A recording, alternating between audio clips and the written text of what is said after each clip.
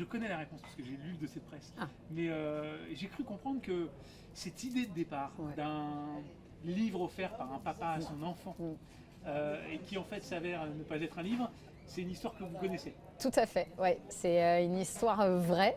Voilà, c'est un jour, mon père me dit: ah tiens, j'ai fait un truc assez original à ton frère, mais sans le vouloir. Je suis un peu pris à mon propre piège et je lui ai dit: raconte-moi. Et il me dit: voilà, j'ai trouvé le Saint-Exupéry, Le Petit Prince aux États-Unis, parce que mon père vit aux États-Unis. Je lui ai offert comme ça en lui disant que c'était un livre en France que tout le monde connaissait.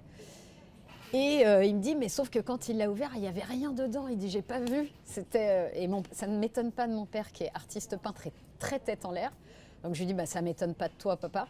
Et je lui dis: bah, qu'est-ce que t'as fait? Il m'a dit: bah, j'allais pas rester là comme un idiot. Donc je lui ai dit que c'était un livre magique. Et je lui ai dit: donc? Et il me dit: bah, je lui ai dit que le Petit Prince répondrait à toutes les questions qu'il écrirait dedans. Je lui ai dit: mais c'est génial. Je lui ai dit: mais qui répond? Il dit: bah, c'est moi. Quand il dort, je vais gratter vite fait et je le recache là où il l'a mis. Et j'ai trouvé ça hyper touchant de la part de mon père de faire ça. Et je lui ai dit: mais il s'en est pas rendu compte. Et il m'a dit: ah, il a mis quelques semaines quand même.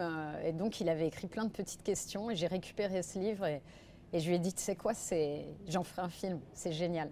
Et du coup, vous avez fait un film avec un petit twist. Avec le twist évidemment, et puis parce qu'il fallait rendre ça beaucoup plus cinématographique. Donc ce que j'ai fait, c'est que j'ai remplacé les questions par des rêves réalisables et pas chers, comme il dit dans le film. Et voilà, et j'ai trouvé ça super.